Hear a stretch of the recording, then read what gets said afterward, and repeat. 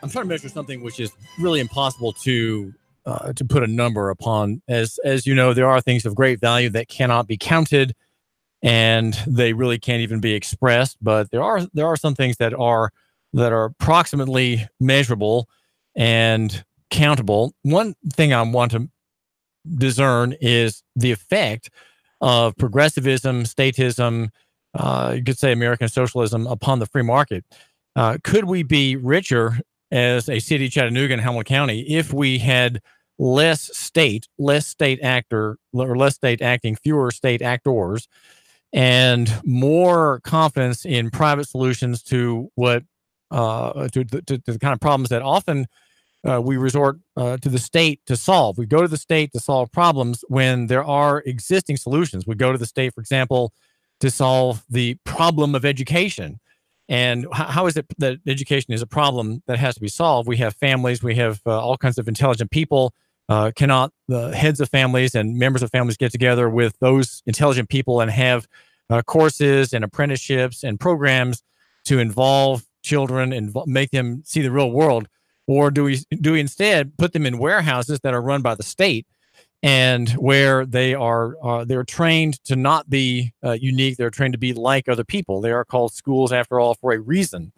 In that area and many others, we reject the market solution and we turn to a state solution, which is often a kind of a canned answer, a canned program.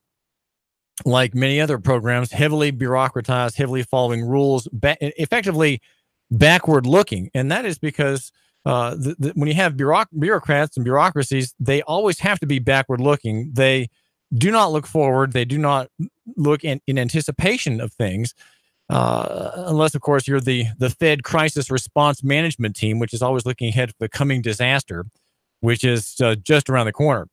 Generally, bureaucracies and officials look backwards, and they're always minding their backsides because there are rules they have to follow. And in fact, there are too many rules. And that's why you can almost always catch a bureaucrat in a mistake. You can almost always catch him in something he didn't fill out, something he forgot to sign, the wrong form, an overlooked provision in the law that controls his office. Almost always, I promise you can find something where the good people have messed up. So what is the cost of this progressive behemoth in many facets all around us? What is the cost to productivity? What is the cost to the sense of optimism that is required in capitalism, in the marketplace? The sense of optimism, the sense that, wow, we can make a living and help people. We can get this product out and help people. We can improve an existing product. We can develop a parallel line, an alternative product, and help that group of people or this group of people, depending on the market. There are thousands and thousands of markets. Every product has its own market. Every company has its niche.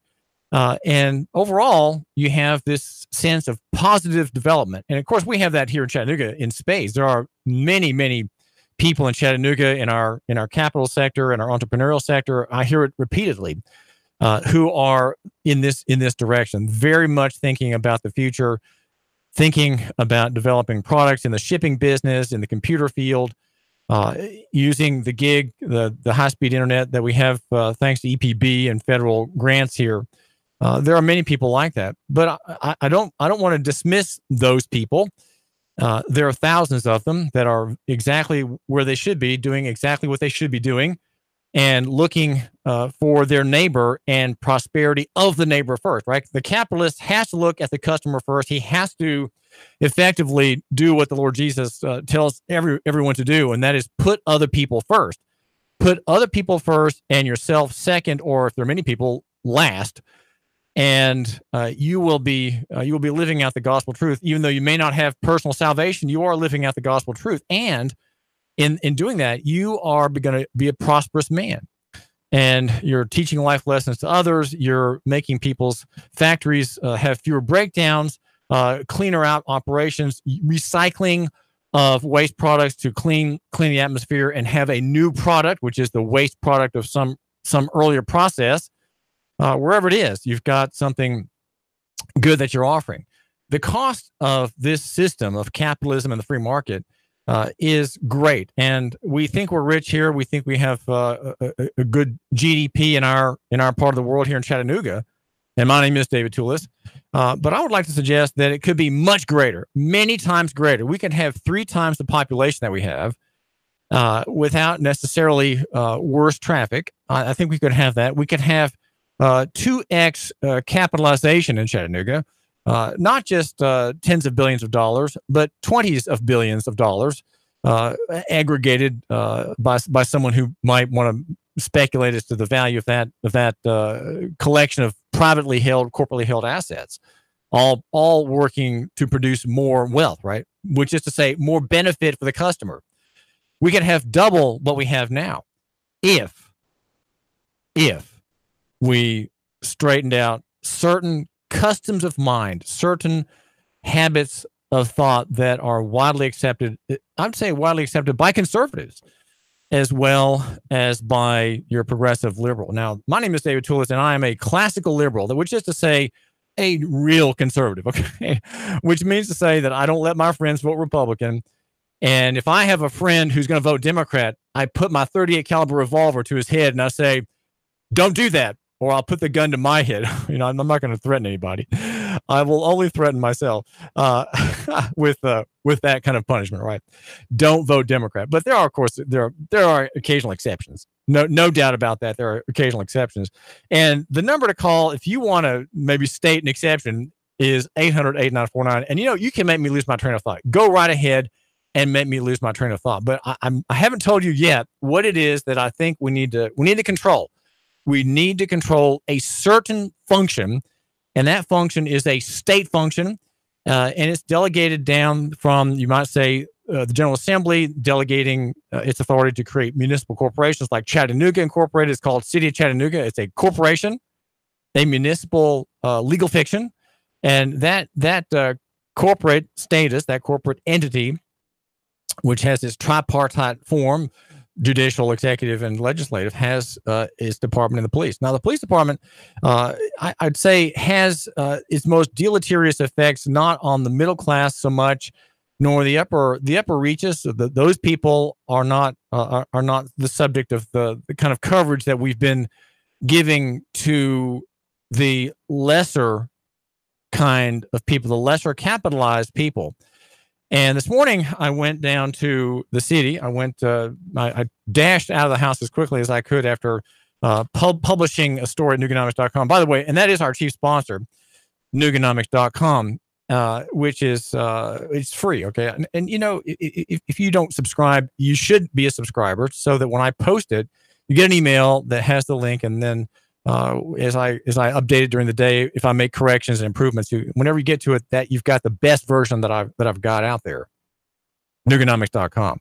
You report and the world decides, and that is the website for the man who matters and the woman who matters. And it's not a popular website. It's not popular. And the reason it's not popular is because most people don't want to think and most people don't want to read. And my files are, usually 1,000 or 2,000 words. There are pictures, no pretty girls, but there are pictures and graphics sometimes. But it is the website for the man who matters, because there you learn about how the deep state works, and there you learn about the only reform program that has a good prospect in the next 5 years in Chattanooga, and that's my program, and it's called Transportation Administrative Notice. So it's something that I've read a lot about. I've read a lot of case law to develop this program of, you might say, local reconstruction, local revival, local obedience to law in the doctrine of interposition. Now, the doctrine of interposition, it sounds like a mouthful, but it simply says that local officials are personally responsible to obey the Constitution, and they will obey it even if everybody else disobeys it. Okay, they will obey law, they will obey statute, even if everybody else disobeys it. Now, let's say you have a statute that is disobeyed by 100% of the corporations, city corporations that have been made at the sleight of hand of the General Assembly, like Chattanooga, Red Bank, East Ridge, Saudi Daisy. They're all corporations. And every one of them disobeys a particular statute. Are you going to continue disobeying that statute when you've been notified of the limits of that law and that you, in fact, are violating it, or will you reform yourself? So here we have the prospect of a lococentric local economy reform, lococentric, and that's what I am, the leading nugacentrist in Chattanooga, fighting for that position with the former city council member and mayoral candidate Dave Crockett with this 10-gallon hat. He thinks he's the leading nugacentrist, but I beg to differ. And then he says slyly to me, "Well, David, you're only 6'2" and I'm 6'5". So, well, maybe he's got a point as he thinks about reform in Chattanooga and our city. His name is Dave Crockett. My name is David Toulis, and we are at 92.7 FM and 95.3 FM HD4, local economy, the free market in Chattanooga and beyond is what I write about and talk about every day. So subscribe to Nuganomics.com. And now to the question. We have the colon, right? The whole thing leading up to the colon. And the major problem that we have in Chattanooga in the way of prosperity and limits thereto are colon, the 2 points. And I would say the suppression of the capitalist and entrepreneurial spirit by the executive branch of city government. That is to say, that is Mayor Andy Burke, who is not in office. He is somehow the suit in office. And tonight is Tuesday night. The city council meets, the people's representatives. And the Noah McLemore story is out today, part two, which is to say the lively dialogue provided by one of David Roddy's young recruits, who is not very well, how shall I say it? Not highly articulate and extraordinarily damaging to the spirit and the ethic of capitalism that we want to understand and we want to promote. Right? We're here to promote that, and we're here to encourage that and to discourage all those pinpricks that deflate and reduce and pop sequentially this spirit, man by man, soul by soul. And the man in view is named Noah McLemore III is his name. And he was smart enough to do what we recommend that you do always when you have an encounter with the good people. And that is to make a record. You report and the world decides. Use that smartphone, use that audio file, use that camera, and make a record. Please make a record of these encounters so that we can have intelligence passed along. I was this morning at the Chamber of Commerce trying to get a hold of Christy Gillenwater, the new chairman and the CEO of that pro-business group. In the alternative, I was proposing that Sybil Topol maybe could pop out into the foyer there as I was waiting. Just give me a couple minutes. And what I was proposing to do in my mind, I don't make advance appointments. I just show up. If someone wants to see me, they will. Okay, they'll rearrange themselves for 10 minutes to talk with me. They'll do that. Of course, if they're not in the building, then fine, not a problem. No, I'm never offended if someone can't see me. I've gotten the cold shoulder a lot in my life. I'm used to people saying no. I'm used to people looking at me askance and not appreciating me. That doesn't bother me. I can deal with that. I offer the Minority Report after all, and here we have the Minority Report of Noah McLemore being harassed by this officer. Go to Nuganomics.com and read the story and be a subscriber. And the fact that city council people, as far as I know, don't subscribe, though I have been writing this blog, the blog with the biggest pen here in Chattanooga, David Toulis, for 6 years, and they don't even know about it. Well, I'm there. These are people on the city council who are they are in a haze. They are in a kind of fog, and it's a shame to say it. And I here it is Tuesday, and David Toulis is going to say something about the city council, and you're just going to have to bear with me because it is the time to say something. And I know that they have their short work days at their offices and their places of employment. Darren Ledford in the printing business tries to get things. He scoots in early probably and gets out well before lunch for his first meeting, and he may have a constituent meeting or some ribbon cutting to show up at. He has to do that, kind of a pro forma goodwill ambassador for the city, as it were. But what I think has happened in a way is that city council people rather, and this is an unusual phenomenon that the voluntarists have pointed out to me. It's called voluntarism. It's a kind of a theory, political theory of a voluntary society. It's very similar to the Christian analysis of a voluntary free market society, like the old Hebrew Republic was. But the voluntarists understand the government, and they understand how everything about it is compulsory and coercive, and it has nails in it, right? It has shards of glass on the walkway, and there you are in bare feet. Well, the concept that I see happening in city council, and it happens with every individual member, Jerry Mitchell and even Carol Burris, perhaps, though I think she's maybe more sympathetic than most. And it's this: you become a member of city council, but then there's a shift. Rather than represent the people to the city, you slowly pivot like a very large turret on a battleship. You know, they got a 16-inch gun, or three of them in a turret, and it slowly turns.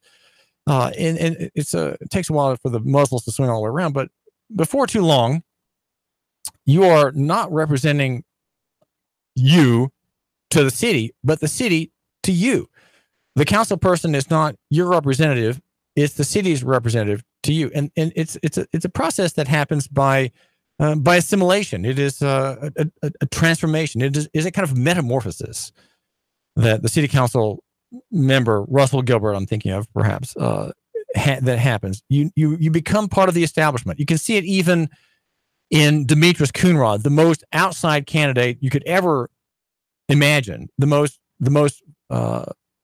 difficult candidate you could think to seek office and to win office in Chattanooga. Chattanooga is a very open city, and I'd say a very gracious city, and it perhaps made the decision for her without knowing the whole story, because John Wilson, 2 days after she won the election, posted a scathing review of her whole history, which would have cost her the election. He held the story that would have cost Demetrius Coonrod the election, I'm suggesting.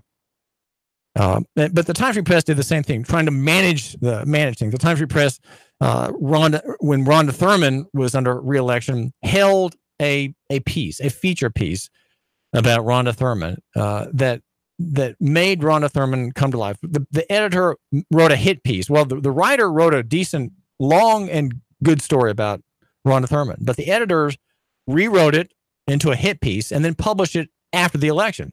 You know, if the editor had published the story before the election to help the voter, right, then Rhonda Thurman would not have lost, even though it was intended to damage her. The piece could not suppress the bright intelligence of Rhonda Thurman on the school board, the dissenting member who does not take easily to marketing by nonprofit groups and shysters, the shyster class of businesses that serve the cartel.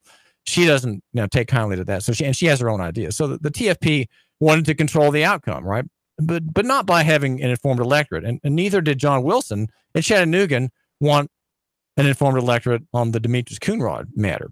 But anyway, that is providential as it happened, and she's on the city council. But even Demetrius Coonrod seems to have turned slowly. So now that she's very cautious about taking the sides of people such as Avery Gray, who spoke Tuesday last. The number is 800-8949, 800-8949, brought to you by Reuter Pros in Cohutta, a top-notch plumbing business. Roy and Constance Giles run Reuter Pros in North Georgia, and glad to help you wherever you are, especially in Chattanooga. Glad to come up, and they come any time of day. They are remarkable, like firefighters. They don't say, I think you call the firefighting department and say, well, we're off right now, but we'll be in today. You don't get that with Reuter Pros or the fire department. So they have a similar sense of mission, you could say. And my name is David Toulis. Like us on Facebook. We're live there on Facebook, and of course live also on YouTube. And you can watch me live on YouTube on your TV. If you have an old aunt who wants local news and local coverage, make sure she either has a good radio and maybe a digital radio that gets 95.3 FM HD4 or a late model LED that would have the YouTube channel. And we are live on the YouTube channel. So I want to get to this question about how it is that, what it is that Noah McLemore endured. Okay, we want to talk about what he endured. And the city council that doesn't read, is not current, in this haze, maybe you can tell your city council person too what happens as it sort of misremembers some look at us somehow thinking, how can we keep these people away from us? How can we keep the clamor for reform off our agendas? We're just really busy. Save it to us. 3, 2, 1. Chattanooga Radio. Digital FM 95.3 HD4. 92.7 FM's news. Now. Missing children found wandering down the street in Cleveland. The mother told Cleveland PD her 2 children, aged 3 and 1, were missing. They were eventually located by a Good Samaritan who found them walking in the street and dropped them off at the police station. They were later reunited with their mom. How they went missing is not clear. Simon Duffy from Chattanooga charged after officers say he drove the wrong way down Highway 27 northbound. Cops say they got numerous 911 calls reporting the wrong way driver. An ambulance narrowly avoided a head-on collision. Cops say they found needles, suspected heroin, and Suboxone in the car. The suspect was arrested. And DeMarcus Kelly was arrested after UTC campus police say they caught him with a gun and drugs. 22-year-old Kelly is from Trustville, Alabama. Cops say he was the backseat passenger in a car, reportedly smelled strongly of weed. They later found marijuana and Xanax. Val St. John for Nooga Radio News Talk 92.7 Action News Now. Chattanooga Morning News with Russ and Val. Weekdays from 6 to 9 a.m. on Nooga Radio 92.7 FM. Cash, cash, cash, and more cash. Get 8.1% return on your money. Rick Davis can turn your cash into real money. Gold and silver bullion. American Eagle Gold. The banks give you a measly 1.9%. At Rick Davis Gold and Diamonds, you'll get 8.1% return on your money. 8.1% return on your money. Wow! Whether you're buying an ounce or 100 ounces, Rick guarantees it in writing. 8.1% Rick Davis Gold and Diamonds. Brainerd Road, Chattanooga. Let's face it, Old Faithful isn't as faithful as it used to be. Constant repairs are a hassle and can rack up quick and money and time. Landers McLarty Ford can fix that. Right now, you can get a 2016 Ford Focus, 34,000 miles, only $11,491. A 2017 Chevy Spark with only 17,000 miles for less than $12,000. A 2015 Volkswagen Jetta with less than 21,000 miles for $11,991. Yeah, browse their entire inventory of new and new-to-you cars, trucks, and SUVs online at Landers McCarty Ford of FortPayne.com. Landers McClarty Ford of Fort Payne. If you can't find your next perfect ride, they'll go find it for you. Big city selection, small town prices, friendly service, and top dollar for your trade. The savings are waiting and only a short drive away, so what are you waiting for? Get started with your personalized shopping today at Landers McClarty Ford of FortPayne.com.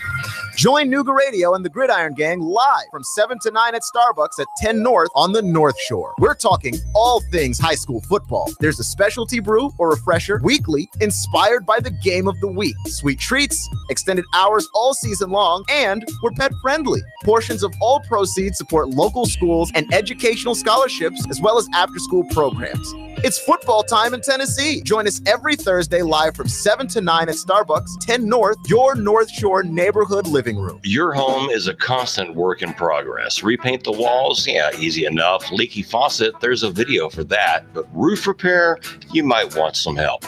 That's where Chattanooga Roofing Contractors come in. They have 3 generations of roofing excellence you can count on. Leave the ladder in the garage. Go to chatroofing.com. That's chatroofing.com for Chattanooga Roofing Contractors, a roofing company you can trust. It's that time of year again. For the 7th year, Wings Over North Georgia Air Show will be Saturday, October the 13th, and Sunday, October the 14th. You'll see some of our government's finest assets flying in the world today. The rarely seen Air Combat F-22 Raptor demo team and the A-10 Warthog will both headline the show, along with Tora Tora Tora, which is the reenactment of Pearl Harbor to include pyrotechnics. Patty Wagstaff and Michael Goulian, both world aerobatic champions, will be showing off their amazing skills, along with numerous other aviation rock stars. On the ground, you'll be able to experience military static displays and even have an opportunity to ride in a Huey or Cobra helicopter. Wings Over North Georgia is an action-packed way to spend a weekend with your family. You can even camp on the grounds. The Richard B. Russell Regional Airport is the place for all the action on October the 13th and the 14th. For tickets and camping reservations, visit wingsovernorthgeorgia.com. Man, you sure you know what you're doing? Yeah, I worked with my dad on his truck all the time. Just one more bolt to go. Yeah, wrong bolt. Today's truck ain't your daddy's truck. For repairs on today's vehicles, you need Amco Transmission and Total Car Care of Chattanooga on Lee Highway. Stay on the road, not in the garage. Amco Transmission on Lee Highway. Get it done the right way. The Thompson Pet way. Yeah, I just put that anywhere. Join We've Got You Covered with Scott Schrader every Saturday from 10 to 11 on Nooga Radio. From finance to fixtures, we discuss everything you need to know about buying or owning a home, the pitfalls, the perks, and everything in between. Saturday mornings, 10 to 11, right here on Nooga Radio. Nooga Radio, Chattanooga weather. Expect mostly cloudy, warm, and humid weather out there for your afternoon. A few passing showers, but not as wet. Highs lower 80s. Tonight, a shower or two late, lows near 70. Showers and storms will march back in Thursday. Some of the rain locally, heavy highs upper 70s. Some rain for Thursday as well. Glass Farm Nursery is now open with a big selection of trees and shrubs ready for fall planting, as well as first quality 8-inch mums, only $5.99. That's Glass Farm Nursery, Highway 11, 4 miles south of Trenton. And I'm Sorrentine 12, Chief Meteorologist Patcher 4. Nooga Radio 92.7. Now, the smartest guy with a bow tie in Chattanooga, Tennessee, David Toulis.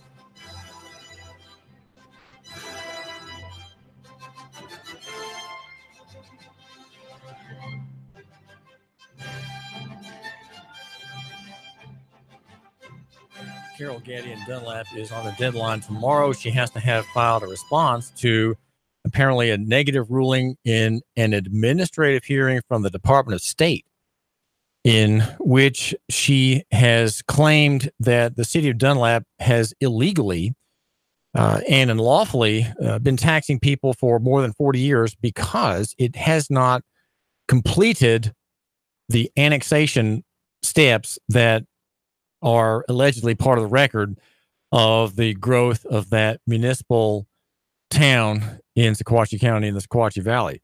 This is David Toulis, and we have our, you might say, our heroes here on our show, people who have fought courageously against oppression and stood on grounds of principle, on God's encouragement, even for many of them.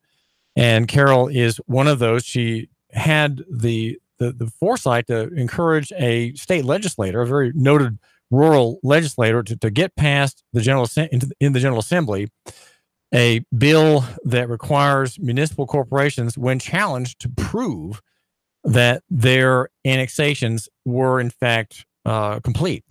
And Carol Gaddy, who is a former real estate maven and who fought for 3 years an illicit and unconstitutional, and I would say even a wicked effort by the mayor's office in Dunlap to search her house. She fought that and had there was finally a resolution. And I would like to think, since the local newspaper did not cover her story except very sporadically, that my efforts to write about her story and highlight the issues correctly were a small part in the resolution of that case. But there is a continuing problem, and that is one that is before an administrative law judge that held a hearing a few months ago. If you are a subscriber to Nuganomics.com, you can read how this, again, a story that no one else covered, right? But when I see things differently, and so when I say something's important, it probably is, even though the normal press, right, the normal press and the media, which most press seem to have become just the media, ignores as just inconsequential. Well, it's inconsequential if you don't know anything. And I think there are a lot of people in the press business who are just not very astute, and they're not very well read, and they don't see the main ideas. They don't see main conflicts. So here we have this woman who effectively won a battle to stop an aggressive claim by the mayor, Dwayne Land. Now is on the offensive, and the city has apparently, I don't have any details because Carol Gaddy is on her deadline and just gave me a brief text back this morning. She is effectively arguing that there's been a fraudulent taxation by the city corporation against people who are in fact in the county and not subject to city policing or taxation. That is the argument, and I'd say it's a pretty stupendous line of reasoning based on a new law that gives the burden of proof on the corporation to show by what means it annexed lot after lot after lot, whole swaths of the town, past Coops Creek, which is right near her house is in a little bend in Coops, Coops Creek. It's a former house made after the war to prevent Southern independence by a judge. And there were several owners, I guess, and she and her husband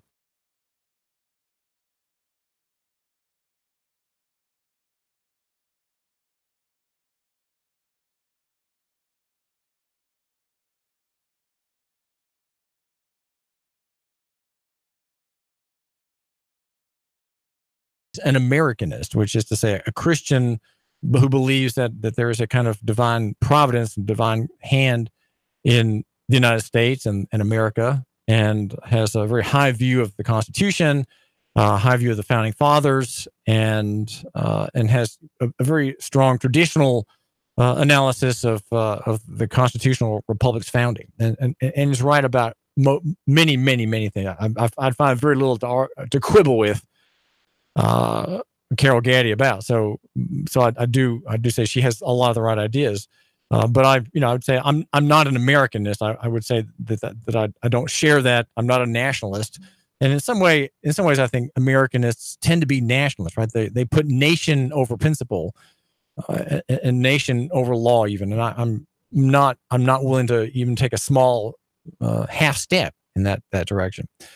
So she is on a deadline with an appeal or a denial or a rebuttal or a rebuff of some kind. And my name is David Toulis, the blogger with the biggest pen in Chattanooga. Right here in Chattanooga, we're in East Ridge in our wonderful studio.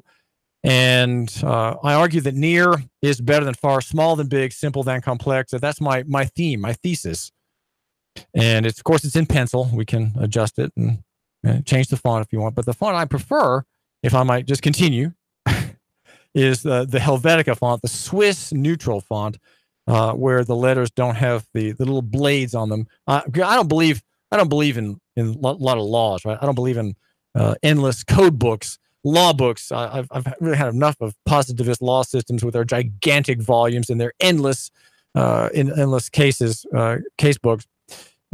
In the footnotes, again, Helvetica font, personal is better than corporate, and physical than abstract. Make sure to call me if you have a problem. Like, call me if you have a problem. I like hearing about people's problems, and if I can help you to be free in your procedures in your life, well, maybe sometimes just a discussion with me will be helpful to you. And we can talk about some things on the air, but I have guests whom I talk with off the air, right? And because they're the source of my ideas, and I want to help people because I think that having a constitutional perspective, a rule of law perspective, is good, right? And that's just conversation that I offer with people, give them my ideas, right? People find my ideas attractive and winsome, and they are very positive. And I'm here to encourage capitalism and entrepreneurship, loving our neighbors, right? Buying local, favoring the local over the national, the homeborn, the homegrown over the New York conceived or the Seattle devised, perhaps. Make sure that you take part in our Thursday evening get-together. It's at the Starbucks at 10 North on the North Shore. It's the Gridiron Gang Show, where our sports lovables are talking about high school football. That is the obsession at Gridiron Gang show every Thursday starting at 7 o'clock at the Starbucks. The Starbucks at 10 North Shore every Thursday night, all season long. There are special drinks, special flavors. Come out and support your team. There are some proceeds that go when you drop a few bucks on some treats that go to the local schools and the scholarship programs and the afternoon school program. And my name is David Toulis. Now we're trying to figure out the ways in which capitalism is defeated and humiliated and humbled. And I'd say that if you want to get a picture on how that takes place, think about Noah McLemore, and also think about a man who lost his life Sunday at the hands of Sheriff Jim Hammond and his deputy. He lost his life because he was tased. Now, the best story that I could find, they all seem to be quite cursory, but the best one is by TV9, which has the worst website. I say that because I gather local news, and I print things out and mark up what I need. I read it, mark it, so I can kind of internalize my report based on the work of these other platforms. And TV9 has the best report, and I think maybe number one on the TV market. But it has a quote about the death of Jeremy Allen Kahn, Sunday, who lost his life in a tasing in custody. He was in custody, meaning he was a prisoner. And the officers are trying to get control of this man. And there's an eyewitness who apparently placed the call to 911. Her name is Diana Letson. And she said, she tells TV9, he's screaming, "Oh God, it hurts so bad. Please stop. Somebody make him stop. Somebody please help. Please." Letson explained. He said, "Oh my God, my heart." And that was it. And that is her quote, as reported by TV9. The other platforms don't have that. But here you have a man who is in agonies at being electrocuted, right? He's being given what cattle are given to get them to go up the ramp into the cattle car so that they might have their happy last few hours smelling the anus of a cow in front on their way to the slaughterhouse. That is what we have the cattle prod for. But only these cattle prods are much safer because it's not a stick with a goad at the end of it and a little jolter. There is a kind of a bullet that flies out of the very brightly colored electrocution pistol. They're yellow, and they discharge gigantic voltage through two prongs. You're shot with two stingers, like little bee stingers that come out with a wire trailing after them, like a trailing optical wire missiles, anti-tank missiles. And so you're shot.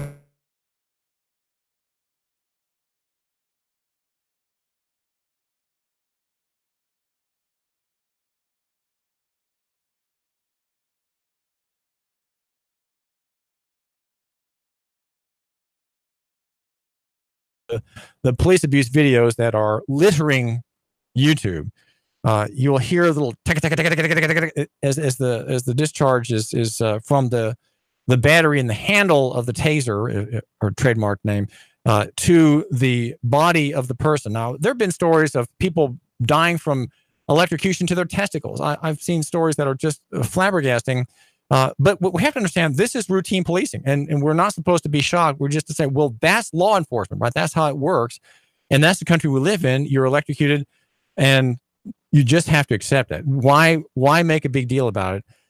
These videos are terrifying and horrifying, but these are people all doing what they've been trained to do. And that is the legal standard. If the officer did something outside of training, well, then there is a liability. David, isn't supposed to be a medium somewhere between shooting them and smacking them on the head with maybe a bully club? That really, I was under the impression you tase where you would normally use your gun.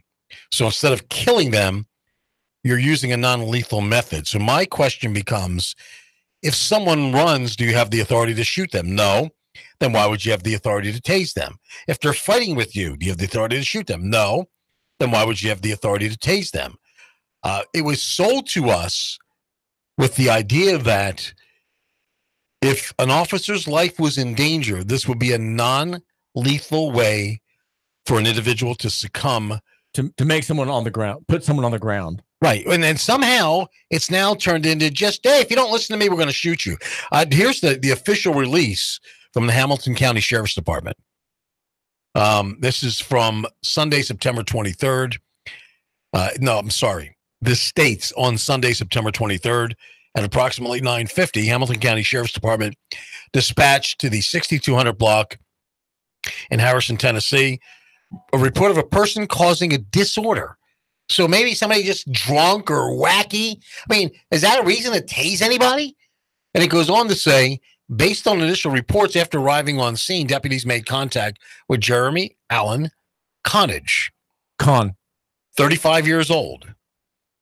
Once contact was made, Con ran from the deputies and once caught, fought with deputies. Well, yeah, maybe if he was drunk or on drugs, he would do that. I'm not saying he was. Apparently, he was having a psychosomatic episode. That happens. I mean, people not taking their medication, so on and so forth. But do you tase them, or do you just try to restrain them with 3, 4, 5, 6 cops and handcuff them? That's the question. Deputies utilized the taser gun control of Con. After being restrained, deputies called for Hamilton County EMS as per agency policy. While awaiting EMS arrival, Con became unresponsive. Deputies administered CPR until EMS arrived. Here's another question I have. Do not the police have defibrillators? Because I know at New York Pizza, hanging on the wall, there's a defibrillator. And that's hanging on the wall of a restaurant. And if the police and sheriff's department don't have a defibrillator, why don't you? Because the heart runs on electrical impulses. And the second you introduce other electrical impulses, you could cause the heart to go into cardiac arrest. And David, do you know what a heart attack is? Do you know exactly what a heart attack is? Do you know what a heart attack is? Go ahead. I want to know. It's when the heart is beating vigorously or slow, out of rhythm. And all the cardiac machine does, the defibrillator does, is put the rhythm back to the heart. It doesn't start by electric current. So if this guy already had a heart issue and they're shocking him, well, you know, he got the death penalty. He got the summary death penalty. An investigation into the death of Jeremy Con is continuing by the Hamilton County Sheriff's Department. Mike, this is David Tillerson. We have Mike, the constitutionalist here, and I do thank you for dropping in, Mike. Thanks so much.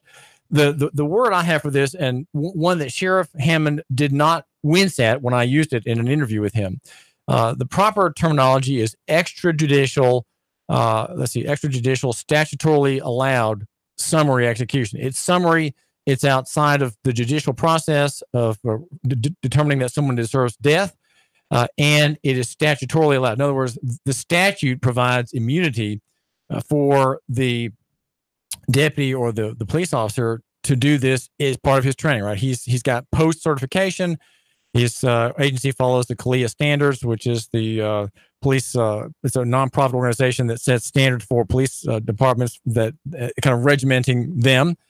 And this man has this power to do these things. So it's statutorily allowed. So it's statutorily allowed extrajudicial execution. And you have to say summary, because summary is without much ado, right? Summary, when you have a book and a friend sitting at the table with you for coffee and a bagel gives you a summary. Well, that's the short version, right? It's very short in 4 or 5 sentences with half of it is reaction. Half of it, you might say, is a factual report of what's in the book. So a summary is short. And a summary execution is where a person's life is taken from him apart from a judicial finding that he deserved death. Did this man deserve death? Did he? And it's funny that there are people who are, I'd say, conservatives. They're pro-police. They're all about, as they like to say, law enforcement, all about the rule of law. And they will defend this from happening. They won't see that here is one made in God's image, right? He is a soul with a body, and that body was stricken Sunday by an electrical cattle gun, an electrocution gun. to control the man. What other things were available to these deputies to gain this man's compliance?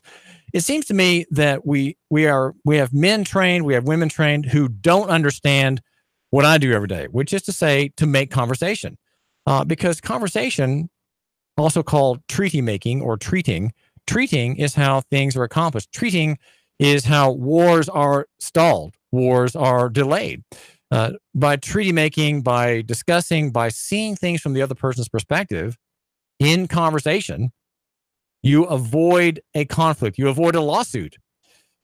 Carol Burrs, for example, runs probably one of the best arbitration and peacemaking organizations. It has an office near Eastgate Town Center. She's a city councilwoman, and her profession is as a lawyer. She didn't want to go into the antagonistic field of law, and so her spirit and her background and her interest drove her into this very successful business, which is arbitration associates. And so she and her colleagues, including her daughter, make people in a fight come to an agreement. So here, and that's done by conversation. That's done by looking at the other person's position, and that creates wealth. Right? This is a wealth creating line of work that Carol Burrs involves herself in, and she's making a living at it. She's paying her rent. She's paying into her 401k with the proceeds from this service. It's a tremendous service. Why do Sheriff Jim Hammond's deputies not think in this direction? Why are they not encouraged to go in this direction? Why do we have, as I understand it, the training hours are about maybe 15 hours for negotiation, de-escalation, and the like. I'm trying to remember now what I've read from the Police Executive Research Forum report on this, and maybe 50 or 60 hours on using guns, knives, weapons, and in escalated activity, right? In erect activity, to subdue a subject or suspect, right? Everybody on the wrong end of the police is automatically a suspect. You should see how news people treat them. They're treated very summarily as subject and suspect, and I disagree with that. I don't think that's correct. I don't think it's factual, but this man is dead because there was not a conversation, and that's what my story is about at Nuganomics today. And the headline is, don't use the word GGER, but it's in there. It's in the headline. McLemore treated as an N.R in pat-down search at shoe store. Read the story. It's at Nuganomics.com, and it's a frightening decapitalization story. David Toulis. 3, 2, 1. Chatter, Nuga Radio, Digital FM 95.3 HD4, 92.7 FM's news now. Missing children found wandering down the street in Cleveland. The mother told Cleveland PD her 2 children, aged 3 and 1, were missing. They were eventually located by a Good Samaritan who found them walking in the street and dropped them off at the police station. They were later reunited with their mom. How they went missing is not clear. Simon Duffy from Chattanooga charged after officers say he drove the wrong way down Highway 27 northbound. Cops say they got numerous 911 calls reporting the wrong way driver. An ambulance narrowly avoided a head-on collision. Cops say they found needles, suspected heroin, and Suboxone in the car. The suspect was arrested. And DeMarcus Kelly was arrested after UTC campus police say they caught him with a gun and drugs. 22-year-old Kelly is from Trustville, Alabama. Cops say he was the backseat passenger in a car, reportedly smelled strongly of weed. They later found marijuana and Xanax. Val St. John for Nuga Radio News Talk 92.7 Action News Now. Sean Hannity, weekday afternoons from 3 to 6 p.m. on Nuga Radio 92.7 FM. Nuga Radio 92.7. Nuga Radio, Chattanooga weather. We expect mostly cloudy, warm, and humid weather out there for your afternoon. A few passing showers, but not as wet. Highs lower 80s. Tonight, a shower or two late, lows near 70. Showers and storms will march back in Thursday. Some of the rain locally, heavy highs upper 70s. Some rain for Thursday as well. Glass Farm Nursery is now open with a big selection of trees and shrubs ready for fall planting, as well as first quality 8-inch mums, only $5.99. That's Glass Farm Nursery, Highway 11, 4 miles south of Trenton. And I'm Sorrentine 12, Chief Meteorologist Patcher 4. Radio 92.7. My ex recently hacked my email and my social media, and it really caused me some problems. I changed all my passwords, which helped, but I'm still getting trolled, maybe even stalked. I know it's him. I just can't prove it. My business, well, it's been broken into twice already. I've got cameras, but that only helps after the fact. I'd rather prevent it from happening in the first place. Unity One East is your solution to these and many other security concerns. With private investigation, security services, and backed by decades of real-life experience in military and law enforcement, Unity One East is your instant contact for security, investigation, and consultation to help protect you, your family, and your business. No 1-800 number, no red tape, no wait, because Unity One East is local and available 24/7. Reclaim your peace of mind. Call Unity One East, 475-6206, 475-6206. Call 423-875-3600 if you're looking to expand your professional look of your business. Then consider the vast opportunities that are available when you locate your office with the Rains Group family. Remember, it's location, location, location. And the Rains Group has the location for your professional office. Check out the spaces for lease at Executive Business Park on the Lee Highway. Small or large, we will be able to suit your needs with the Rains Group. Call 423-875-3600 for the business professionals with the Rains Group. Nuga Radio. Are you brain dead? Still voting for pathetic liberals? Take 3 hours of Sean Hannity from 3 to 6. Nuga Radio. Then call us in the morning between 9 and 11. 92.7. Nuga Radio.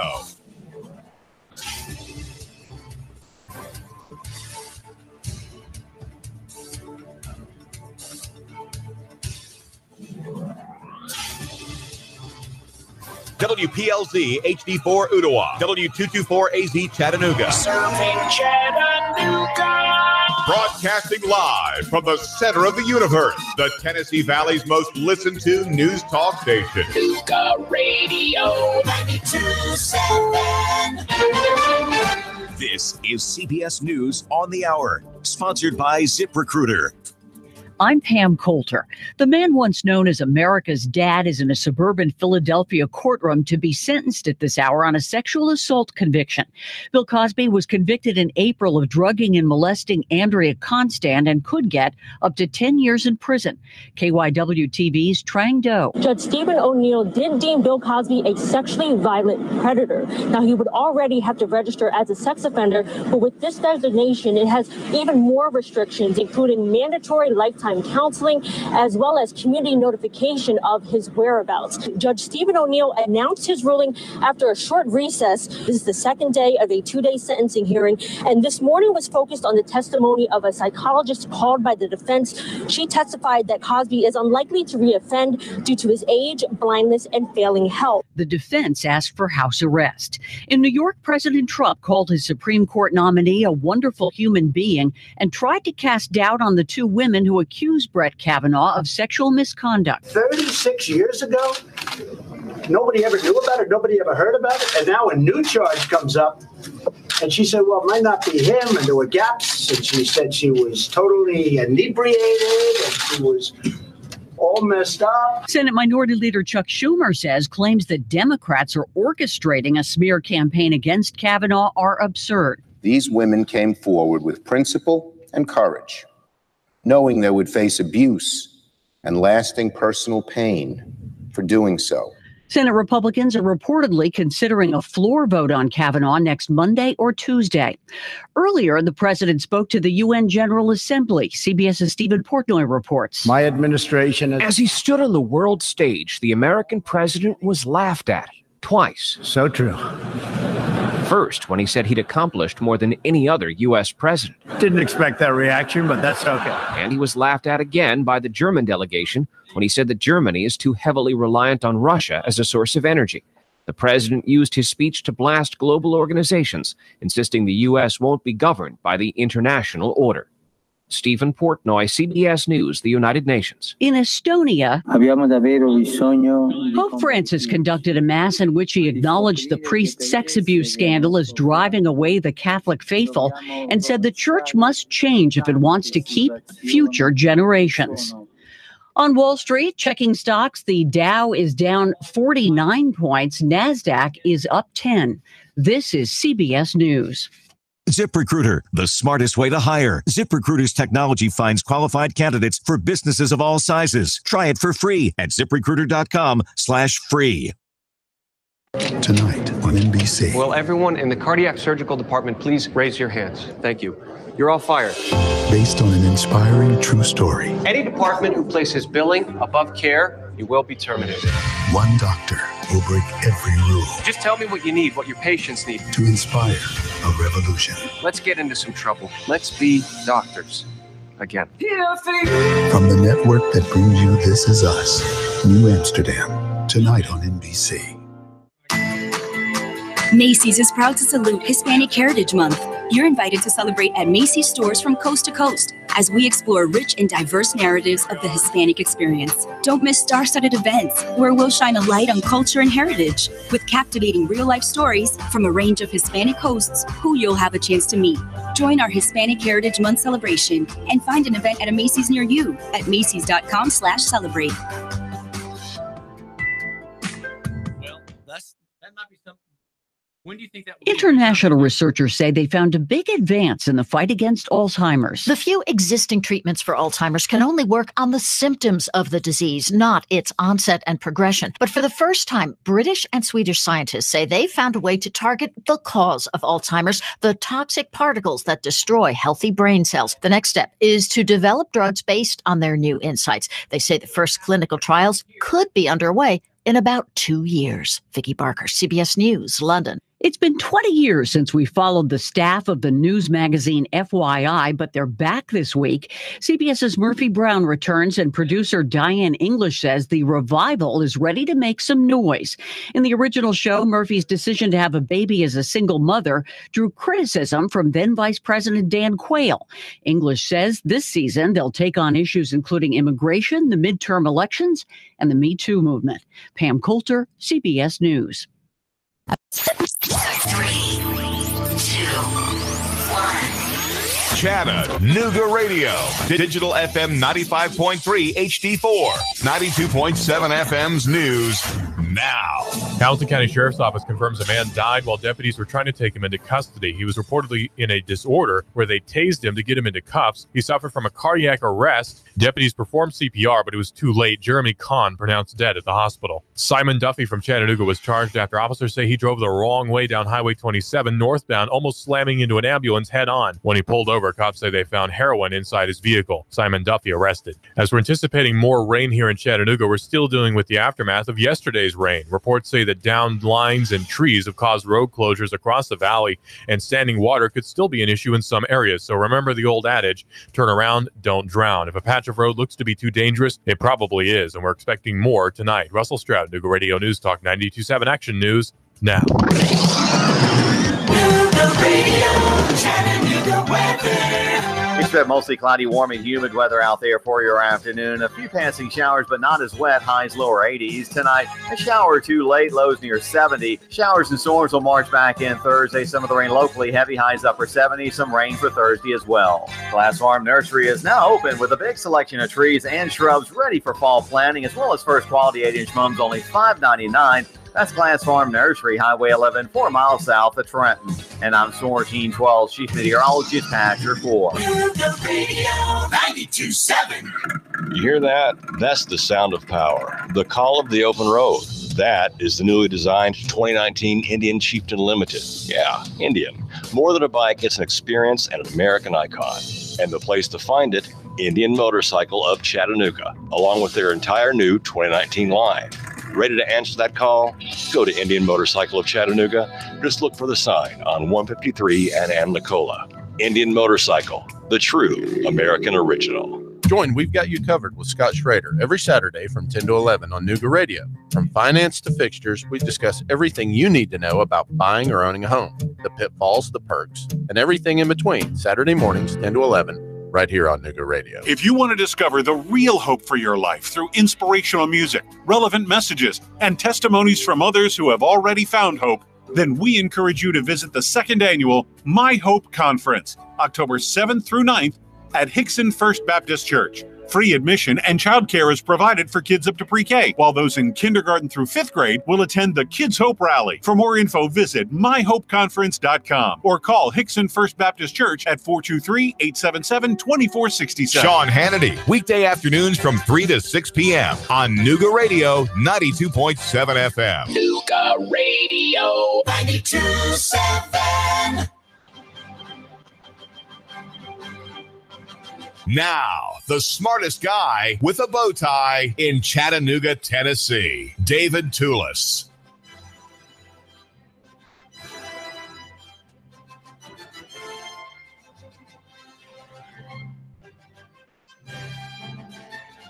Brought to you by Nuganomics.com. Nuganomics.com, the website for the man who matters. Read today the story about Noah McLemore. This is my second piece about him, which has the astounding dialogue of demand by a Chattanooga police officer who approaches him with her gun drawn. He's extremely dangerous because he's standing in front of his store smoking a cigarette. And he's an African American, and he's wearing a wife beater T-shirt, very white wife beater T-shirt.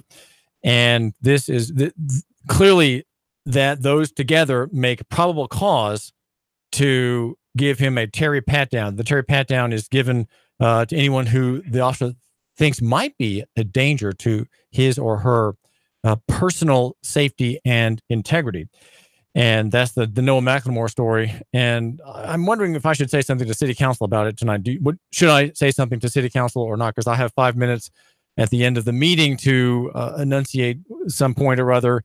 And I've done it more than once as a member of the press and a researcher on legal questions, which I've given to in the way of advice to City Council in the direction of a reform of the traffic stop protocol by Chattanooga City Police. The name is David Toulis, and another party who's interested in protocol and procedure is the wife of a plumber. She's the owner, actually, one of the owner with her husband, Roy, of Rooter Pros in Cohutta, Georgia, in Whitfield County.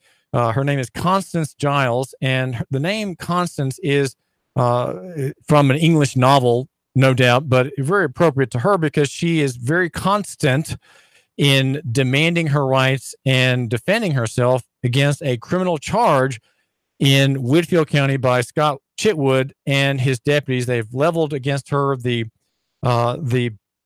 obstruction of officers' duties charge against her, a misdemeanor charge, very badly written and very broad statute favoring the executive state. And she now has brought in the Georgia Bureau of Investigation, whose agents were sort of flooded the town after she broke the story about her abusive arrest. And perhaps thanks to you, my listener, listening in on her narrative. Well, Constance, thanks for joining us today. Tell my listener where things stand today. Where are you today?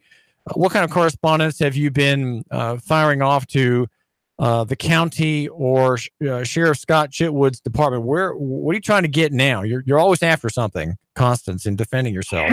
I am. Thank you for having me today.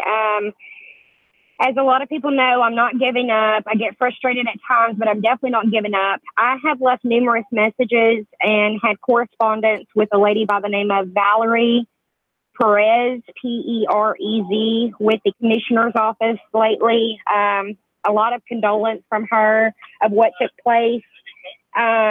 She said that she was going to refer it over to her HR boss, Jackie Carlo, Carlo, and that I asked what type of role do they play, and they said that they are over the hiring and firing of the Sheriff's Department and the 911 Center. Well, then I get an email back saying that it's out of their department's hands, which kind of threw me for a loop, and if they were going to refer everything over to Blanca, is what Valerie said. And then I spoke with a Christy Tate. What is Blanca? At the commissioner's office. I'm not real sure. I guess I really don't know. I don't want to say what she is or what role she plays up there at the commissioner's office, but from my understanding, all the emails have been forwarded to her as well as Mark Gibson. Neither one have returned any of my phone calls, as I'm keeping record of all of that. And the sheriff, Scott Chitwood, has still yet to reach out and touch base with me or apologize for his unlawful behavior as well as his unlawful officers that are clearly untrained. So that's where I'm at. The GBI stated last week that they should be finished up by the end of last week, which would have been Friday, and that they would get back in touch with me, that they were trying to get my medical records from Park Ridge Hospital in East Ridge. And that was the last I'd heard. Now, medical records from what? From when I got out of jail, and I was having, and still am having, a lot of burning sensation in my shoulders. And then my left arm goes completely numb. And the last two fingers and then part of my middle finger on the left hand stays like it's asleep. This is David Tulis. They haven't offered me any type of medical attention or anything. And as a business owner, everybody knows that the insurance is outrageously high. So I don't have insurance. I've been paying out of pocket. So we're talking with Constance Giles, and we'll hear in just a minute what why she has these physical injuries and why you, my listener, should care.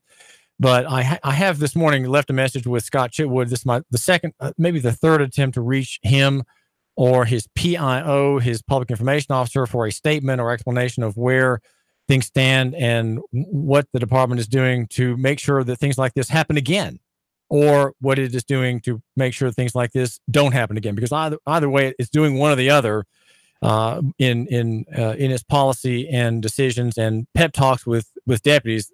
One or the other is being done inevitably and invariably. Now, Constance Giles, you are the mother of 6 daughters. Is that right?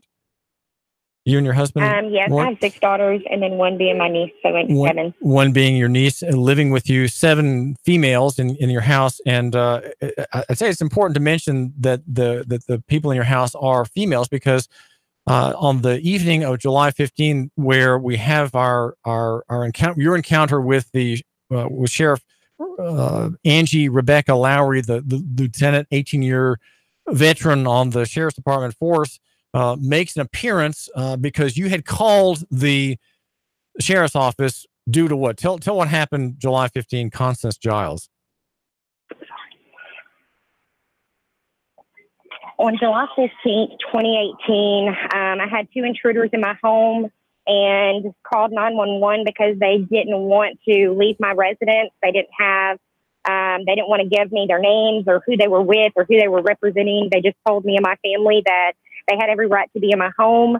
And when I called Whitfield County Sheriff's Department, Lieutenant Angie Rebecca Lowry came out, as well as a Deputy Fletcher. Angie's demeanor was very unlawful and rude. She said, "What's the problem? My son-in-law grew up in the Georgia State Patrol. His dad's a captain." And he said, "What?" Thinking, she's definitely going to repeat herself. And she did. She said, "Yeah, what's the problem?" And I stood up at that time and I said, "First of all, I'm the homeowner. Second of all, respect goes both ways, and we're not going to continue on with this conversation." And so I proceeded to close one side of my garage door, went to try to close the other side. And that's when Deputy Fletcher and Lieutenant Lowry proceeds to come into my home, trespassed at that point, grabs me. She lied on her police report and after the fact, after I was already arrested for willful obstruction, and told my family that if I would have just listened to them and put my hands behind my back. In the video, she never told me to put my hands behind my back. And clearly it was a false arrest and kidnapping due to the fact that I'm inside my own home. That is my dwelling. You don't have legal documentation to enter my home without my consent, first of all. And second of all, you kidnapped me because I should have never been arrested for standing up for my rights, saying I don't want to speak to you. I called 911. So if I don't want to talk to you and I've changed my mind, I don't have to talk to you. Right. So the moment you had called the deputy to your house, so there's consent implied in that. But the moment you say, "Well, please leave," then your consent is withdrawn and they have no authority to be there. Is that what you're saying? Exactly. Yes, exactly. 100%. And they proceeded to take it upon themselves and do whatever the heck they wanted to do. And all she kept saying is, "I've been doing this for 18 years. And that's pretty scary. You've been doing this type of work for 18 years and this behavior for 18 years. I don't feel safe that you are continuously working the streets supposedly to protect and serve when clearly you don't. You assault and batter people. And then you're not just that, but you're at the football games that my kids attend a school and they have to run to somewhere where they feel safe at because you're walking around. No, she should have been, and he should have been reprimanded until further investigation was completed, and they haven't been. We're talking with Constance Giles, and Constance, you seem to be making very light demands that Deputy Lowry be reprimanded. Why not fired? Why not fired or terminated for what seems to be an abusive encounter? You had this encounter videoed by your daughters, right? There were 2 videos that Kayla, your eldest daughter at age 20, made, and another daughter as well. Is that right? Yes, that is correct. Several of them, Logan, Tristan, Kayla, Monica, and Emily Giles were all recording at this time. And I do feel they should be arrested. I feel that there should be charges. I feel that I should be able to witness this lady and this man get handcuffed and put to jail and answer to the questions that, why they did this. Why did they handle a situation the way that they handled it when they take classes to de-escalate a situation, not escalate it? And I've not gotten any justice or anything to that nature from Chitwood. And if he's not capable of doing his job, I stand firm of him stepping down off his seat completely. Your oath is to protect and serve. How should Deputy Lowry have handled the situation? What would have been a better narrative? Well, I feel that when I said I wasn't going to speak to her, she should have completely walked away or asked someone else in my home if they would like to talk to her. That I wouldn't have had a problem with. Since Deputy Fletcher wants to be a follower and follow what she does and pull out his taser and threaten to tase my family, including a pregnant woman and minor children and infants, he could have, said, Constance or Miss Giles, I'll speak with you if you would like me to speak with you, and let Lowry go on about her business or speak to somebody else and let the situation die down some, because the way she approached my family was uncalled for, period. I don't care how long of criminal justice you've been doing this. I don't care. It shows that they're untrained and they don't know how to handle their job, just like Captain Clay Pangle. And he said he won't see me in court, but by God, if I have anything to do with it, he will. Because you're giving out false information when you're a captain and you're telling me and my daughters, and it's recorded, that you can come into anybody's home within the state of Georgia and Whitfield County without any legal documentation. That is bogus. Well, that is to say, there has to be a warrant or probable cause. Yes. I don't feel we should have people working our streets or working at the sheriff's department giving unlawful information out. Right. Well, what they're saying is what that officer's statement reflects in the mind, reflects, I think, the mind of many in the police profession, in the police business, and that is that we give orders and people take orders. And if people resist our taking orders, we either threaten them or act against them in a bellicose and violent manner, and say, well, we can take you to jail. I hear videos often where the officer is threatening someone to take them to jail, and the officers should not make threats like that. They're not bullies. They're peacekeepers and perhaps law enforcers if there's a real crime with a real offense. And there was that officer came to help you, right? You were the person who called, and the men in your property, who were they? Just fill my listener in. Who were they, and were any of them in trouble with the law? Well, come to find out, it was a repossession company, and in the state of Georgia, they are supposed to do it's supposed to be a peaceful repo. I have a front door and a doorbell for a reason. Just because my garage door is open does not give anybody, including them or law enforcement officers, any right to enter one's home without the consent of a homeowner. Yes, one of the gentlemen did get arrested, and Angie Lowry proceeded to come to the back of the patrol car where the handcuffs were extremely tight on me, and I was bleeding out my elbow and some on my knee, and said, oh, well, I'm going to arrest this gentleman because back in 2009, he was arrested for trespassing, not for injuring my 8-year-old because he's being a smart aleck and kicked something and broke it in my garage, which in fact resulted in my 8-year-old's toe getting cut. He wasn't charged with that. The other gentleman wasn't charged with trespassing because she claims that because I told them multiple times to get out, he eventually got out. Well, that disputes your arrest for the other gentleman because I told him multiple times to get out as well, and he eventually got out. So technically, being lawful in this situation, they should have both been arrested for trespassing. And the repo man who was charged, let me just clarify here, Constance Giles, the repo man who was charged was accused under an old claim, not for what he did in your house, injuring this child's toe. Yes. I mean, and what made me believe that is because she came back and she said, well, I see that he was arrested in 2009. Well, first and foremost, I don't care what he's done in 2009. It's what he's doing now. You can't charge somebody twice for what they've done in the past. That's unlawful as well. So, I mean, it's a lot of untraining that these officers need to be trained on, period. So the whole thing, have to go to school for 10 years for criminal justice to know the law. The whole thing could have been avoided by Sheriff Chitwood's deputies if they had simply discussed it with you and said, okay, sirs, you are here in this house illegally and you've been asked to leave. Maybe we could take it outside and discuss why you're here and what we can do to help the homeowner. And if there's something we can do to help you, maybe not. We'll discuss that with you. The whole thing could have been handled not by threats and demands, but by mere local economy conversation, Constance Giles. Yes, exactly. And then, when I reached out to Sheriff Chitwood, his response was, I find it hard to believe that any of my officers would do this.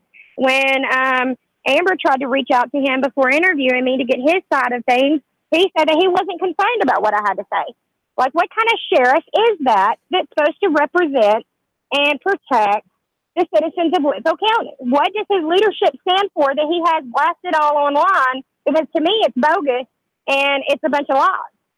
Well, if you have to stand behind what you're stating, then what good is it? It's misleading. All right. The GBI is looking into your claims. Is it because there have been other cases like this, Constance Giles, or is your case the only reason that it launched, sent agents to Cohutta and Whitfield County? Are there other things afoot that we haven't heard about? Yes, there is. I pulled records, which is public records. Anybody out there that has an issue with an officer can go and request open record reports on that particular officer. And I did that on Lowry because I had received some messages from other parents with a minor child of the age of 15 at the time that Lowry had done this to as well. And I was like, okay, well, if she's done it to me and she's done it to a child, for that matter, then who else has she done this to? Well, there was numerous complaints, and good old Clay Pangle, I'm sorry, we'll address the situation and it gets thrown under the rug. Well, they've met a Louisiana Southern woman that has a backbone bigger than anything, and I'm not backing down, and they're going to do something or they're going to pay for it. Make sure. I want justice. I want justice for everybody. This is David Tillis. Make sure you tune in on Saturday to our We've Got You Covered show with Scott Schrader and legions of experts. It's all about home and home repairs, home needs, and it's every Saturday here at Nuga Radio at 10 o'clock. That's We've Got You Covered Radio, presented by Chattanooga Roofing Contractors. Constance Giles, what I want my listener to think about in your case is your dogged insistence on getting information about the state's claims against you. You're being charged with willful obstruction. And so what have you done in the way of demanding information before any court hearing takes place? And why is it important to get this information first before you show up before the judge? I have asked multiple times, as well as demanding multiple times, to get all of the burden of proof. They've charged me with a crime that I do not agree with, so it's their duty to give me all the evidence that they have. Body cams, statements from everybody, audio anything files, and everything that they have.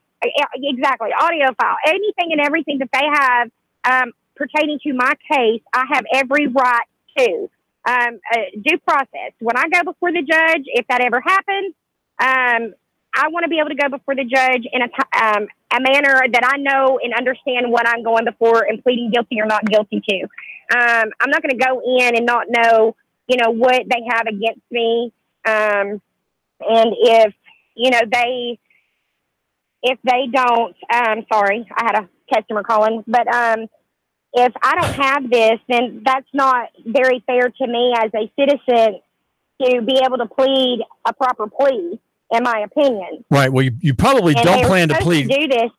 You probably don't plan to plead guilty, do you? You plan to not plead guilty, but you still want the information. The way I plan to plead is, let's take it to jury, because I've got all the burden of proof. I've handed this all over to them. Well, October 15th will be 3 months. There's no sense in this. We're not talking about a murder trial. We're talking about bogus, unlawful charges that was brought against me from an officer who lied on illegal documentation.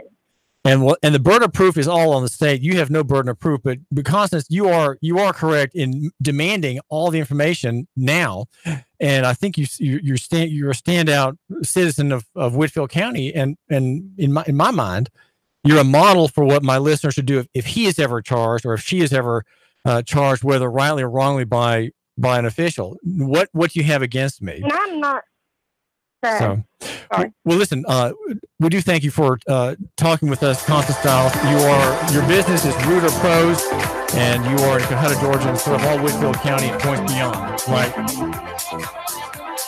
Yes, sir. All right. Listen, thanks so much, Constance, for talking with my listeners. Appreciate it.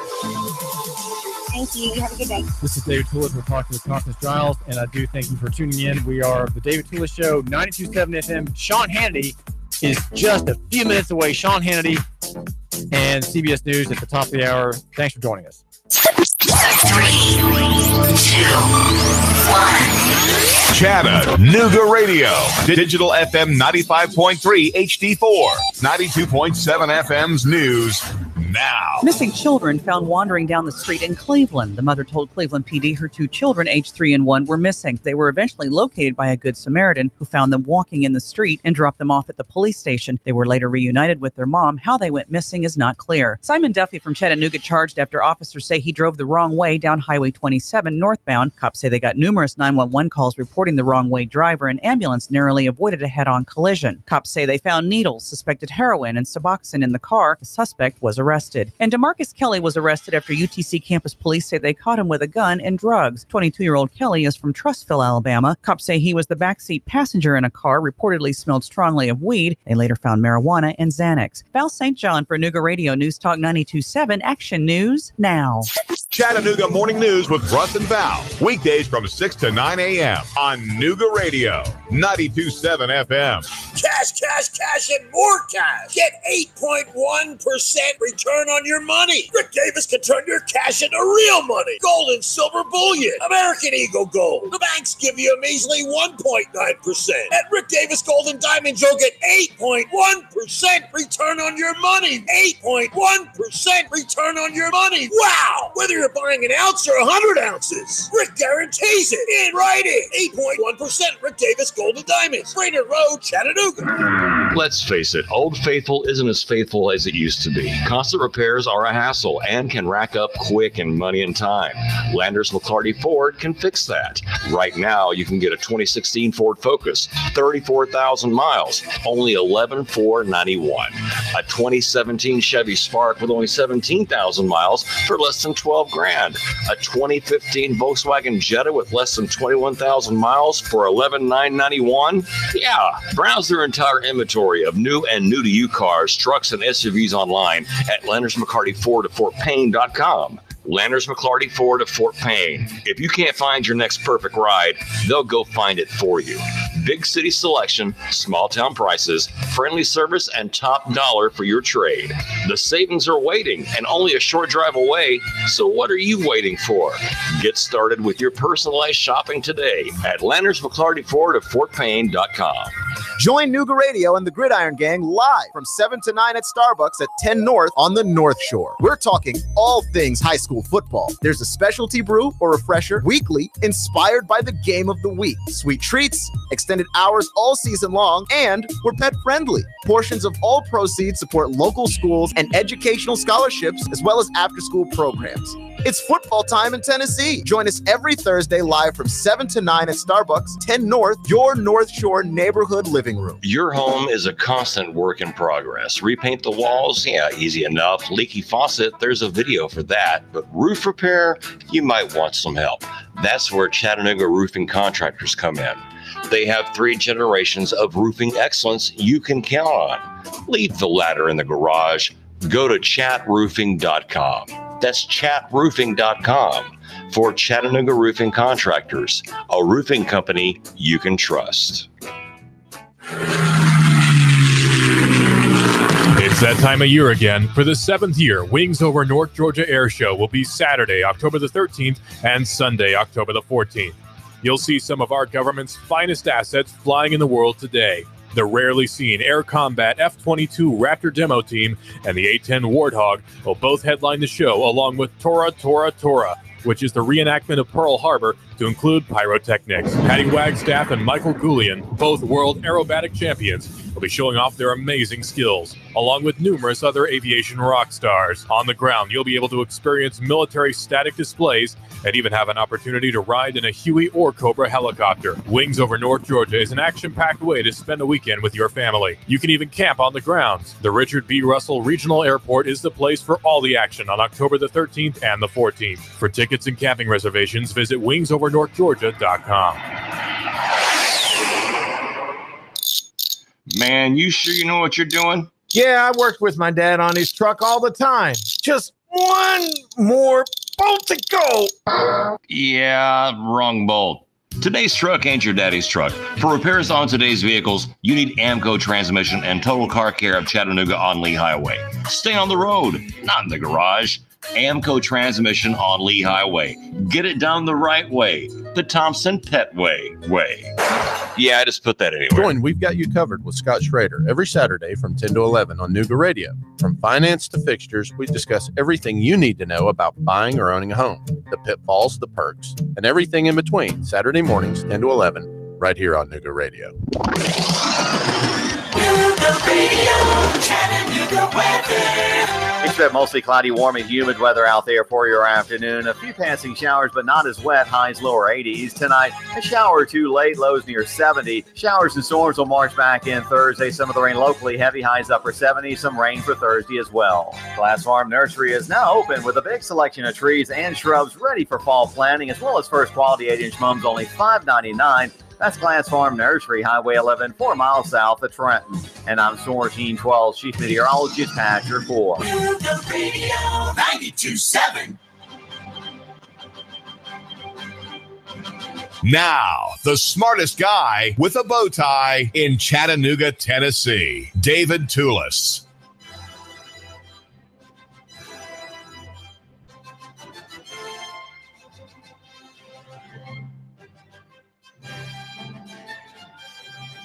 The number is 800-8949, something I didn't get to yesterday that I wanted to pass along is from the current arrest report that John Wilson posts at Chattanoogan.com.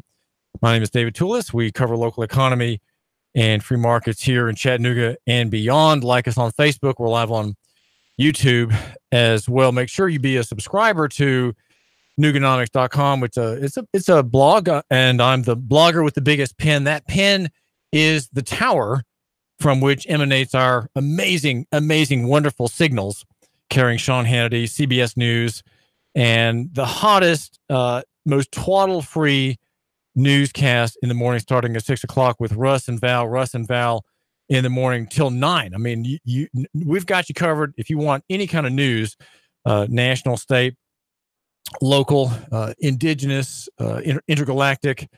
It's there with Russ and Val every morning. And that is my pen, though, that big tower from which our double signals come. The signals are, there's a digital signal, and then there's 92.7 FM.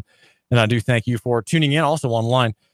And the data is from 46 people hauled into the Hooskow by various departments and the Sheriff's Department here in Hamilton County.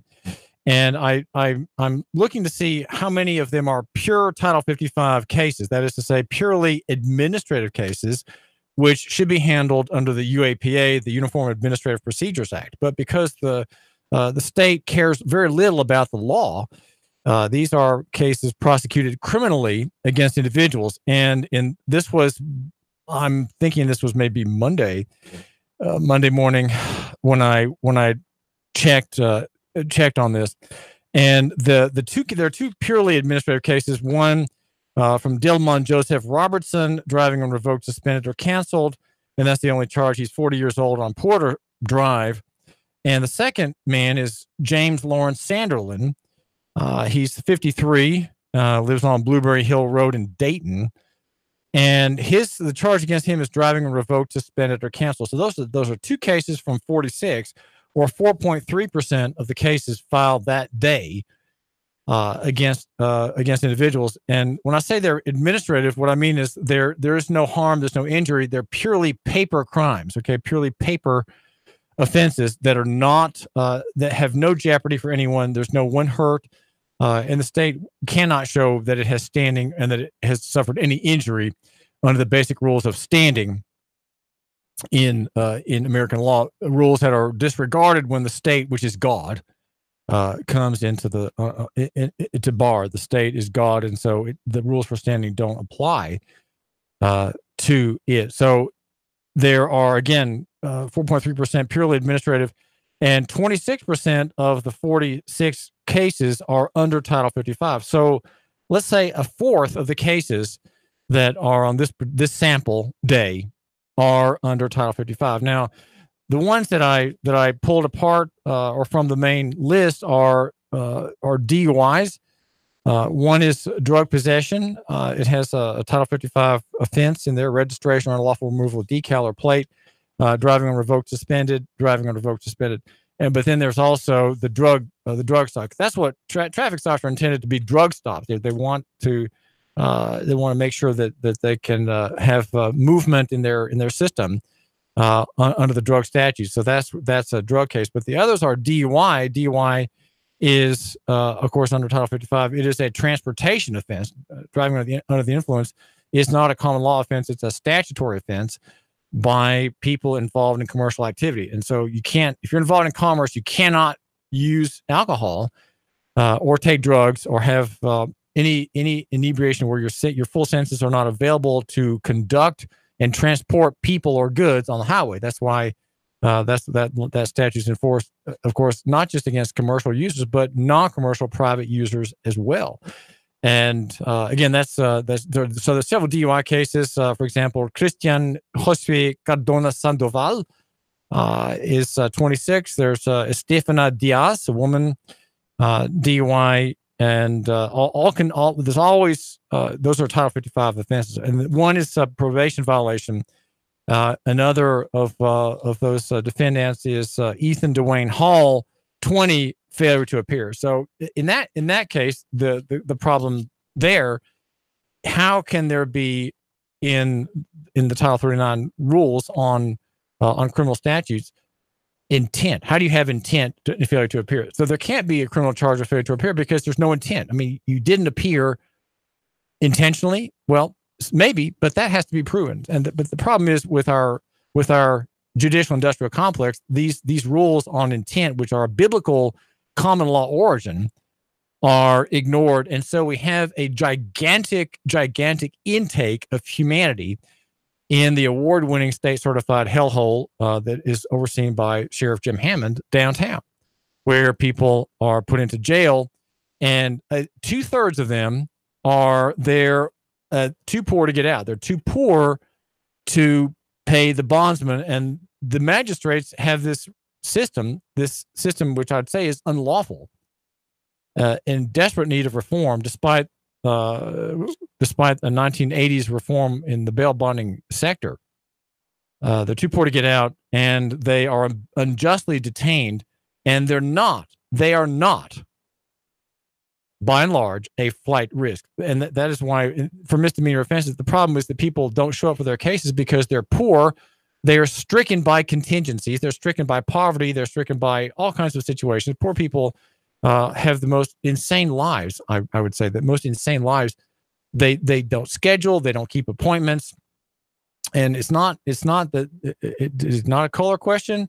But if you're poor, you tend to be poor because you can't keep up, right? You just can't keep up with schedules. You don't remember things. You miss appointments. And it's people who are wealthier and middle class, they tend to keep appointments, right? They tend to remember, well, I've got a court date today. I better hire daycare or hire the sitter for for my mother whom I won't be able to tend to this morning because I have a court hearing.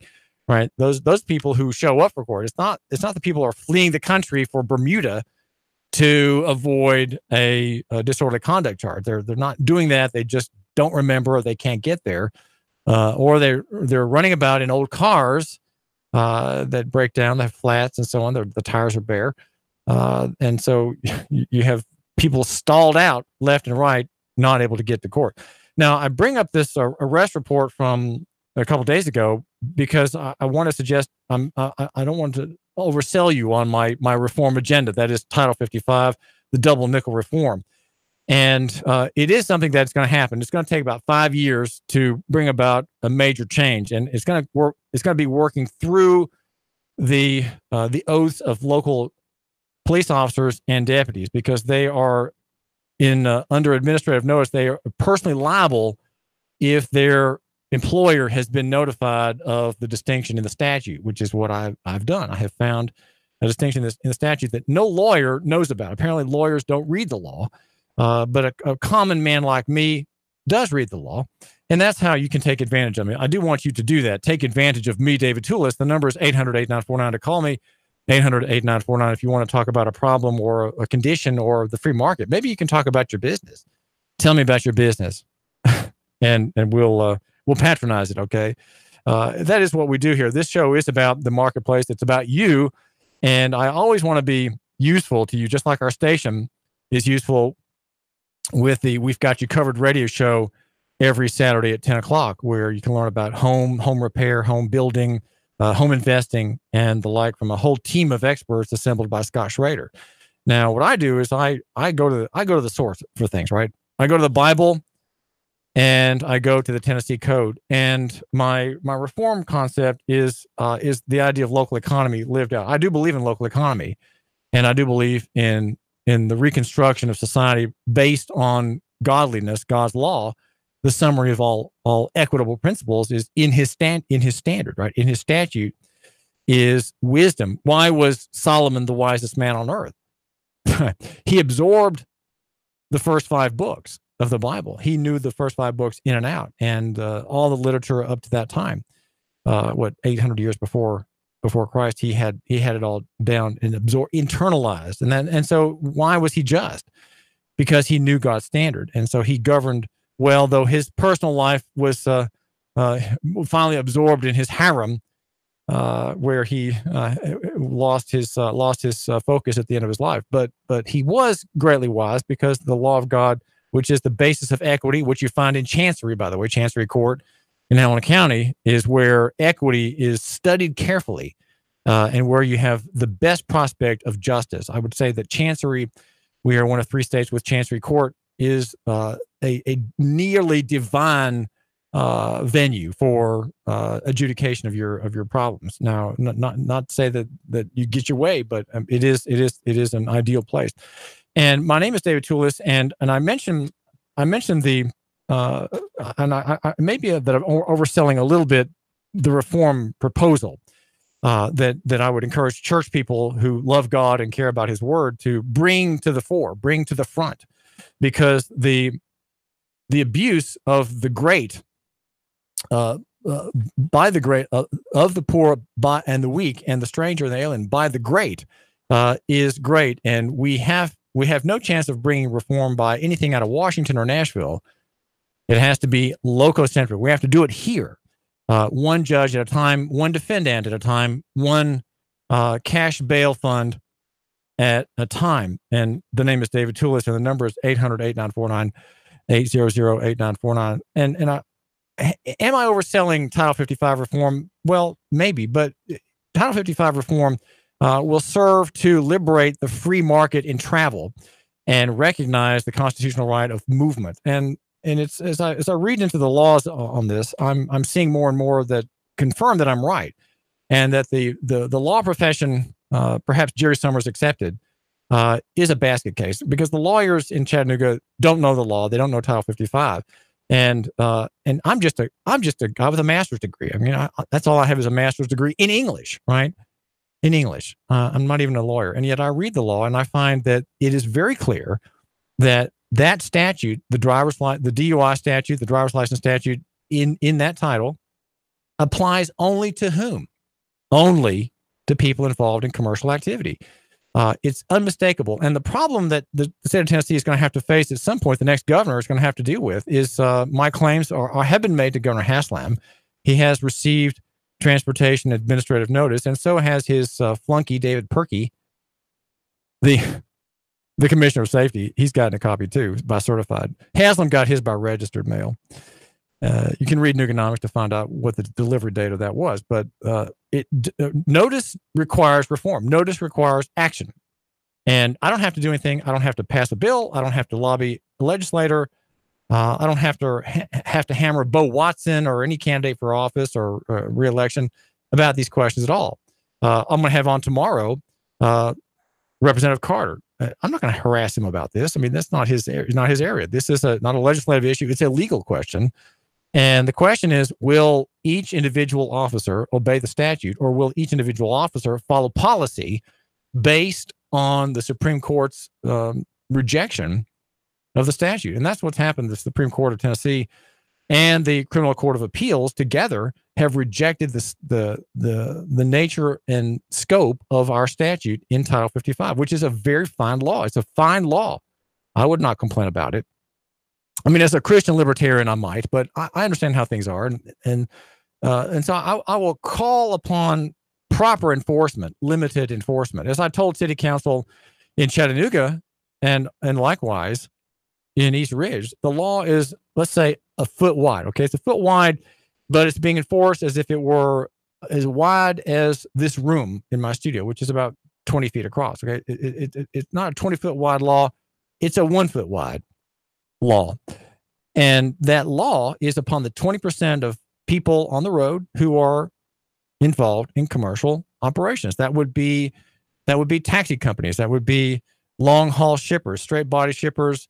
That would be tractor trailer operator owners and operators and drivers. That would be ambulance operators. That would be wrecker services, dump truck operators, flatbed haulers, auto dealer, car lot, delivery trucks, those kinds of trucks, pole haulers that haul cut lumber from the rich woods in the mountains of Tennessee. Those are all people subject to transportation statutes, Title 55 in the Tennessee Code, and then the federal statute, which is Title 49. Title 49 controls, and the American federal system has that by dint of custom now, since the 1930s, under the very elastic constitutional provisions for interstate commerce and two other provisions. We have federal control. And so if Tennessee wants to keep its good graces, those good graces will be threatened at some point when this program proceeds in the next few years. And it will be losing status. It will be having to hear from the Justice Department and from the Transportation Board and the whole government of transportation through the federal statute upon the state law. State law is not wider in its scope than the federal statute. And that's looking in the federal side. But if you go back in time to Shannon's Code, the first iterations of Tennessee codification of statute in 1915 and 1918, there are copies there that I've gotten, show that the licensing apparatus, the regulation of the use of motor self-propelled vehicles, self-propelled carriages, cars and trucks, is only upon those ones involved in for hire purposes. And so what we have, the reason I care about this is because it is through the transportation statute that we have widespread abuse of the people who are least able to defend themselves and too poor to make bail. And I haven't asked Matt Lee, the PIO for the Sheriff's Department, for a breakdown of charges among those in the jail now.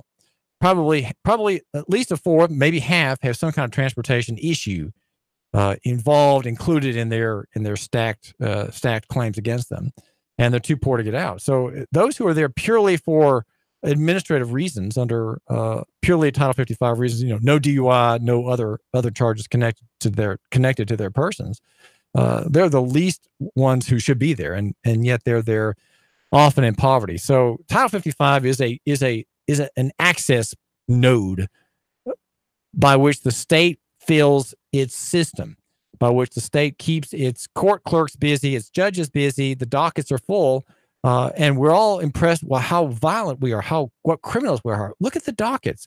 We have many tens of thousands of cases every year that pass through Sessions Court. I think it's 50,000 cases a year. Many of these are just paper offenses that no one is actually hurt. You just have a paper offense like that being laid against two men, Dilmon Joseph Robertson and James Lawrence Sanderlin, one from Porter Drive and the other one from Blueberry Hill Road in Dayton. They've done nothing wrong, and yet they've caused offense. Well, they've caused offense through the transportation statute on the presumption that they are drivers and operators of cars. Yeah, the number, 800-8949, if you want to give me a ring, and as Marie Mott likes to say, chop it up with David Toulis, 800-8949. And they are not involved in transportation, but they don't know how to defend themselves. They've not been taught that in school. And so no one really knows what the defense is. The defense against a transportation charge is this: I'm not involved in transportation. I'm a private user. Show me where I've been involved in transportation. Where's the proof? Since you are the moving party and the burden of proof is entirely upon you, show me that I've got anybody in my car for hire, or that I'm carrying any goods under contract or covenant or agreement, or that I've been paid for anything that I'm doing on the road. No, I'm using the road as a matter of right.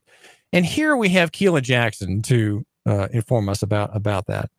If you go to Facebook, look at the Keila Jackson interviews I have. I have two now. One in front of a court, one in front of the county courthouse building. And she explains, well, I use the car to exercise my rights. I use the car to go to church. I use the car to take my mother, who lives with me, to a doctor's appointment. I take my car to go to a Concerned Citizens for Justice meeting. I take my car to go to a political rally, to hear perhaps the League of Women Voters hear the jibber jabber of candidates for office. I have a right to do those things. I might take my car to go for an abortion, though Keila Jackson, as a devout Christian, would never, ever dream of killing a black child. She would never dream of it. But in our state, which is run by chaos, the chaos of the Republican Party and the chaos of the Democratic Party, she would have that right. And so you use the car and the truck in Tennessee for what's called communication. Communication is simply the movement of people. When I communicate with you, I can do it by phone, I can do it by email, I can do it in person. So communication is a vital right. So it is a summary of all the rights that you have to communicate freely. I'm not going to ask Governor Hassan permission to go to church. I'm just not doing it. I go to North Shore Fellowship. I'm not going to ask him permission to do that, or any of his agents. Nope. I'm just going to do it as a matter of right. And if you want to stop me, well, then you have to prove that incident, that using the car at that moment is commercial. That's what you have to prove. And the burden of proof is on you, and I'm going to make you my accuser in the fellowship of the finger with Neil Pinkston standing by. Prove it. David Toole. 3, 2, 1. Chattanooga Radio. Digital FM 95.3 HD4. 92.7 FM's news now. Missing children found wandering down the street in Cleveland. The mother told Cleveland PD her two children, aged 3 and 1, were missing. They were eventually located by a Good Samaritan who found them walking in the street and dropped them off at the police station. They were later reunited with their mom. How they went missing